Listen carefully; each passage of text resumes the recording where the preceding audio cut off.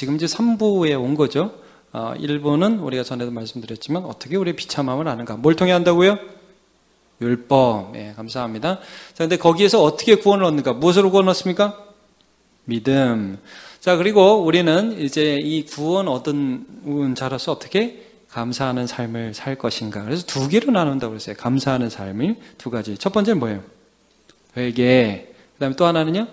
기도. 아유, 감사합니다. 다 생각나죠? 우리 중고등부 학생들? 아직 머리가 쌩쌩하고, 이제 머리가 막 자라나고 있는 생각 다 기억나죠? 놀랍죠? 그렇다고 대답하세요? 아이, 고마워요.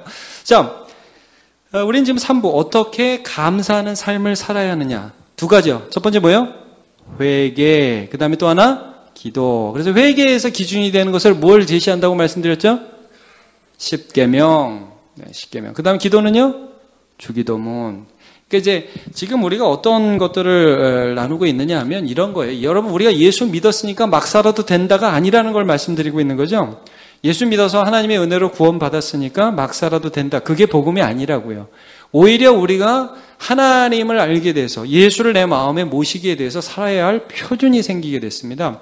그래서 우리 지난주에 91문, 지난주에 맨 마지막 문제가 어떻게 됐냐면요.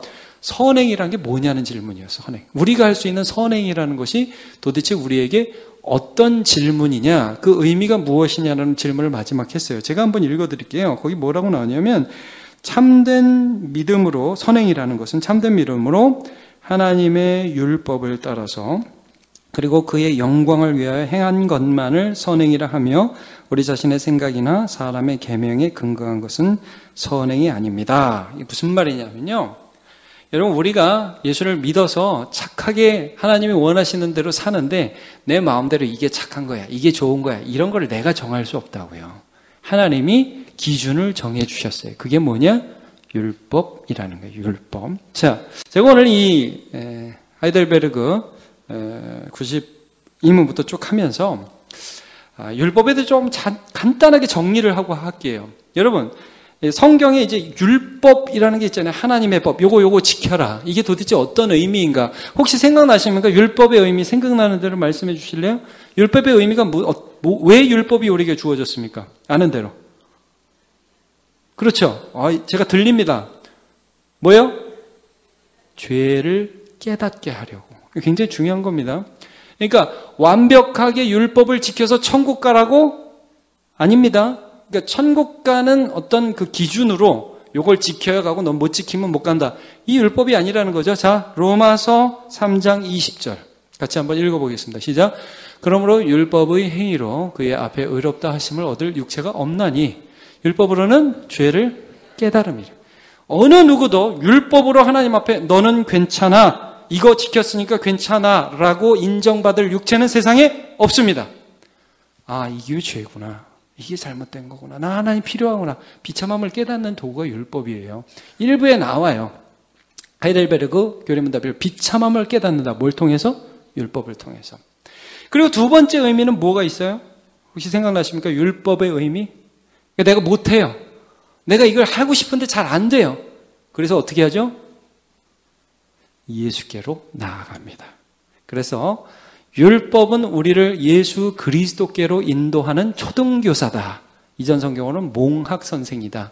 이런 말씀을 하죠. 자, 우리 갈라디아서 3장 24절 같이 한번 읽어보겠습니다. 시작.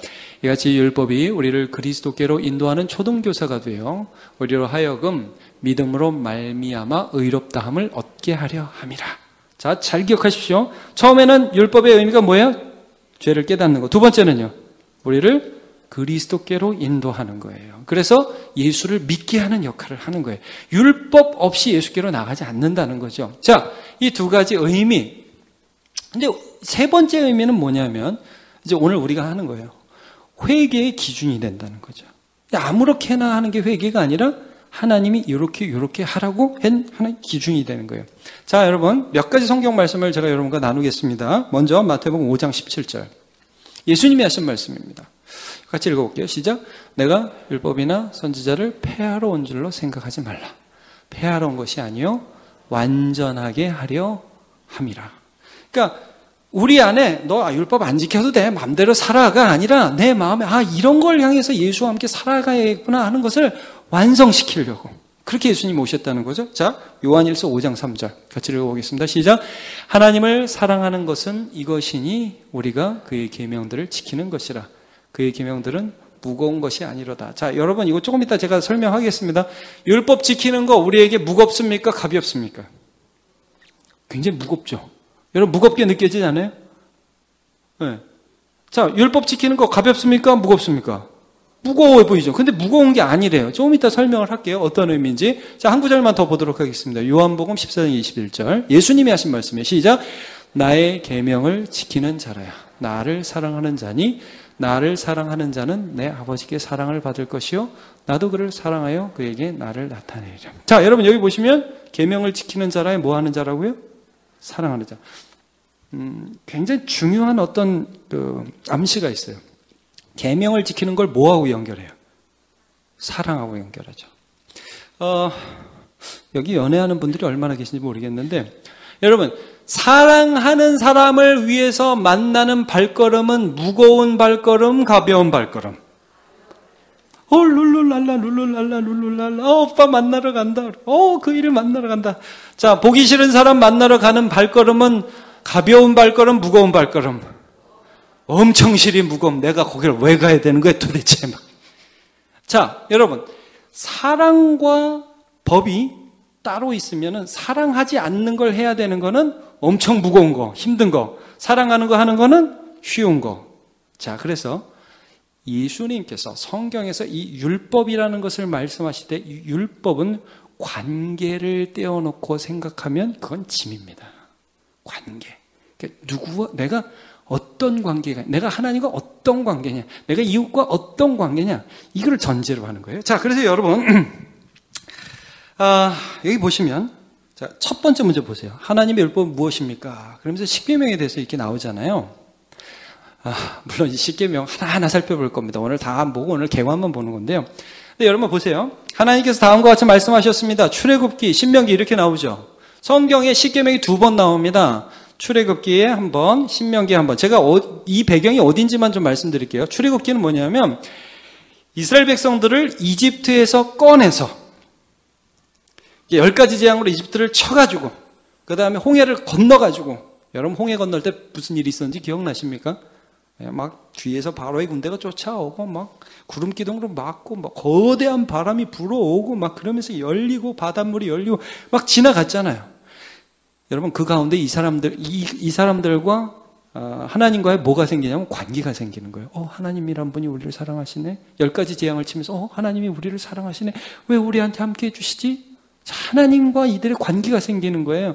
여러분 우리가 처음 하나님을 만나고 예수를 만났을 때는 그분이 누구야? 그러다가 예수의 피가 믿어지고 그리고 예수님이 나의 삶에 함께 해주시고 그러면서 관계가 생기죠. 여러분 이들이 관계가 생겼어요. 광야로 들어갔어요. 먹을 게 없어요. 물이 없어요. 하나님이 반석에서 물을 주세요. 그럼 만나 메추라기를 주세요. 하나님이 우리한테 먹을 것도 주네. 하나님이 아버지가 되신 거예요. 자, 그렇게 된 그들이 하나님을 만난 그때의 시내산 아래서 십계명을 주셨어요. 잘 들으세요.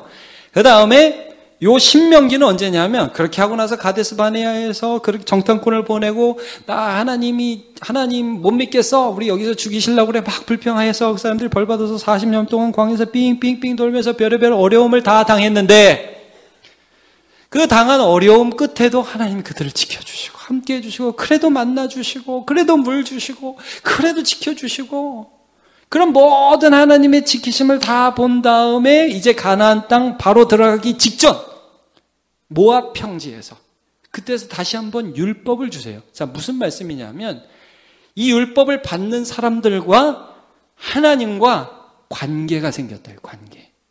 예?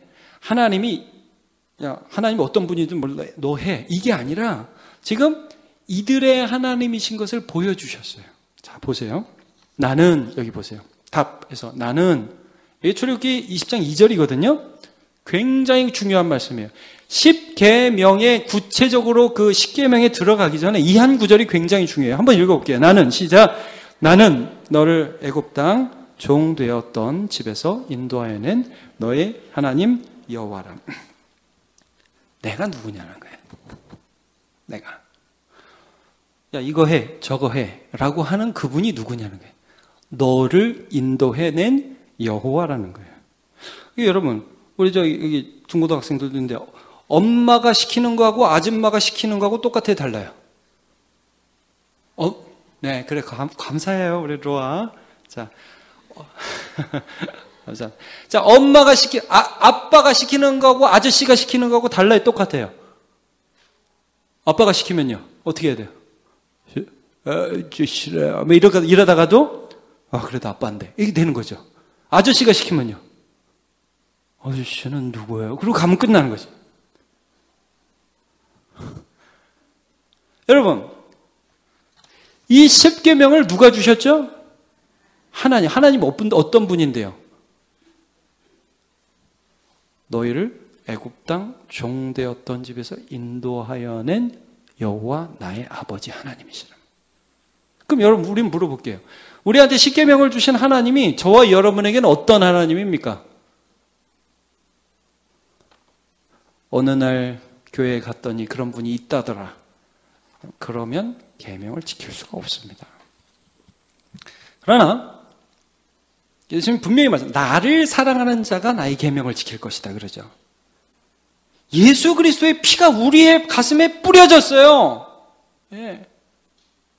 그가 우리를 구원하셨어요. 그가 우리를 죄에서 막 철저하게 죄 가운데 빠져있는 우리를 잡아다가 너 이놈 그렇게 하면 안 돼. 그래서 끌어내셨어요. 여러분 이거 믿으십니까? 이거 경험하셨습니까? 그분이 우리에게 주신 율법이라 이거예요. 그분을 사랑한다고. 난 예수가 좋다고. 난 예수가 좋다오. 난 예수가 좋다오. 남들이 들으면 미친 거죠. 근데 사실인 걸 어떻게 해? 난 예수가 좋은데. 그래서 우리가 율법을 지킬 수 있는 거예요. 자, 여러분, 율법이 어떻게 되어 있느냐? 뒷장 가보세요. 두 가지예요. 관계. 율법은 관계예요. 해라 마라가 아니라 관계라고요. 자, 10계명을 어떻게 나눕니까? 답. 두 부분으로 나눕니다. 읽어보세요. 시작. 처음 부분은 하나님에 대한 우리의 태도를 가르치며, 둘째 부분은 이웃에 대한 우리의 의무를 가르칩니다. 여러분, 10계명을 다 외우는 분도 계시고 못 외우는 분도 계시겠지만 간단하게 한번 점검해 봅시다. 10가지 기억하십니까? 첫 번째 뭘까요? 나 외에 다른 신을 내게 있게 말지니라. 그 다음에 형상 만들지 말아라. 우상 만들지 말아라. 그 다음에 이름을 망령되 일컫지 말아라. 그 다음에 안식일을 거룩하게 지켜라. 자, 요 4가지는 누구에 관한 거라고요? 하나님에 대한 거. 하나님 사랑에 대한 거예요. 자, 그 다음에는 이웃에 대한 거라고 그랬죠. 그 다음에는 그 다음 뭐예요? 제일 먼저 인간관계에서 부모를 공경하라. 그 다음에 살인하지 말라. 그 다음 간음하지 말라. 그 다음에 도둑질하지 말라. 그 다음에 거짓 증거하지 마라. 그 다음에 탐내지 말아라.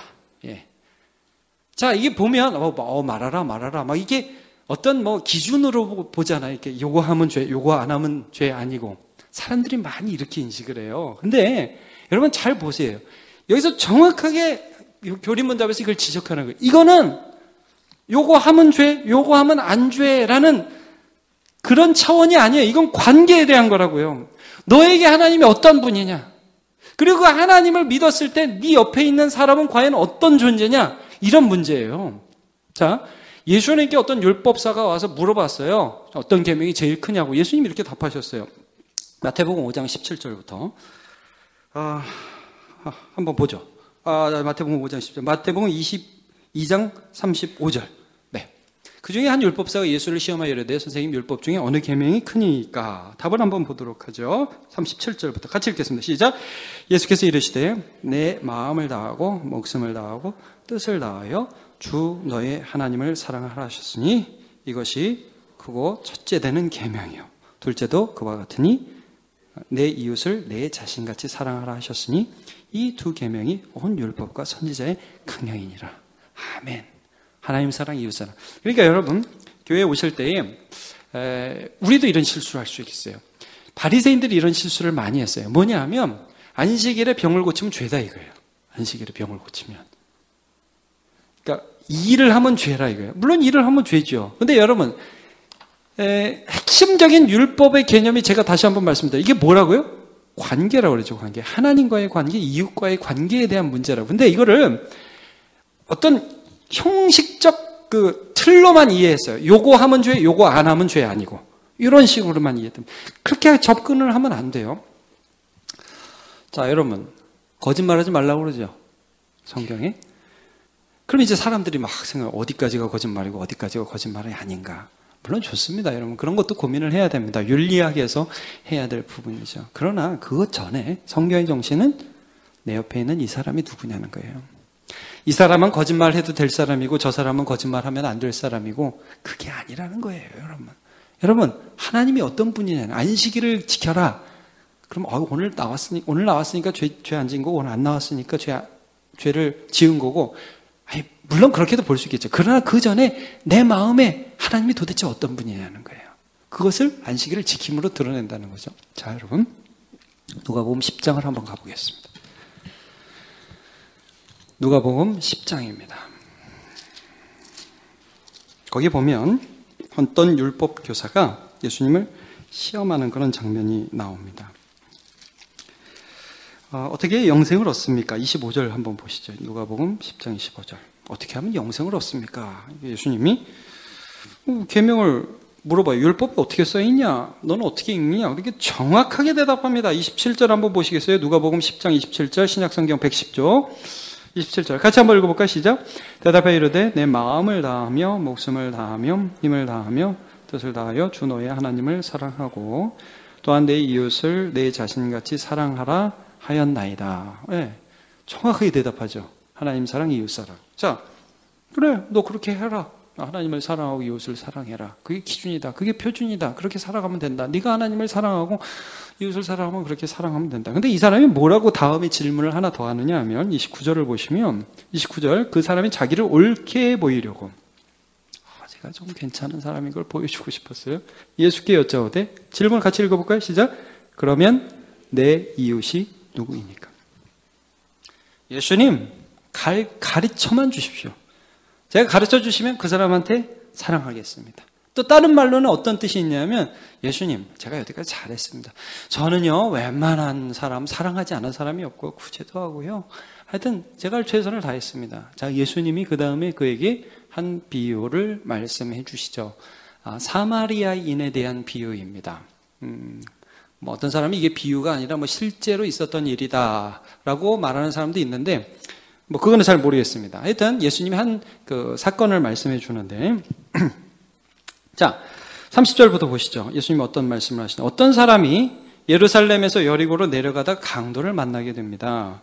근데 강도들이 그 옷을 벗기고 때려서 거의 죽은 것을 버리고 갑니다. 근데 거기를 세 사람이 지나가는데 첫 번째는 누가 지나갑니까? 31절에.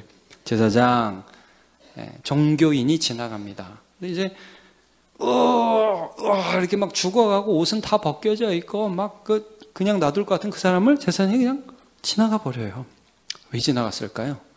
여러분, 요 문맥에 따르면 왜 지나갔을까요? 뭐가 아니기 때문에.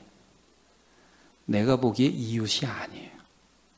나하고 상관이 없어. 네? 그 다음에 또 누가 지나가죠? 레위인도 종교인입니다. 직접적으로 제사를 드리는 사람은 아니지만 교회 직원 이 정도로 생각하시면 됩니다. 찬양대원 이런 일들을 하는 사람이죠. 자, 그 사람 못 보고 어떻게 합니까? 지나갑니다. 왜 지나갑니까? 이 사람이 뭐가 아니에요? 이웃이 아니에요. 이웃이. 자, 근데 거기에 누가 지나가요? 사마리아인이 지나갑니다. 자, 사마리아인 지나가면서 어떻게 하죠? 자, 33절에 보니까 여행하는 중 거기서 그를 보고, 중요합니다. 그 다음 불쌍히 여기. 이게 중요합니다. 여러분, 불쌍히 여기죠. 왜 불쌍히 여길까요? 그가 이웃이에요. 그가 이웃이에요. 여러분, 우리는 보는 순간 관계를 판단해요. 그렇지 않아요? 이 사람이 내 친구인가 아닌가 판단하죠. 이 사람한테 잘해줘야 잘해줘야 되는지 안 해줘야 되는지 판단하죠. 여러분, 이거예요. 이 사람이 딱 보면서 얘는 내가 바쁜데 내 바쁜 일을 하는 것보다 안 되는 이웃이 아니에요. 그러니까 마음속에 이렇게 판단이 된다는 거예요. 이 사마리아인이 보고서 불쌍히 여기서 어떻게 했습니까? 자, 34절 같이 읽어볼까요? 시작. 가까이 가서 기름과 포도주를 그 상처에 붓고 싸매고 자기 짐승에 태워 주막에 데리고 가서 돌보아 주니라. 그 이튿날 그 주막 주인에게 데나리온 2를 내어주며 이르되 이 사람을 돌보아주라. 비용이 더 들면 내가 돌아올 때 갚으리라 했습니다. 다시 물어보겠습니다. 여러분, 이 강도 만난 사람이 사마리아인에게 누구예요? 이웃이에요. 예수님 마지막에 이렇게 물어봅니다. 야, 네 생각에는 이 세 사람 중에 누가 강도 만난 사람의 이웃이 되겠느냐? 누구죠? 사마리아인. 근데 사마리아인이라는 말도 하기가 싫으니까 자비를 베푼 자네이다. 이런 식으로 대답을 하죠. 예수님 뭐라고 그러셨어요? 가서 너도 이와 같이 하라. 이거를 지적하신 거예요.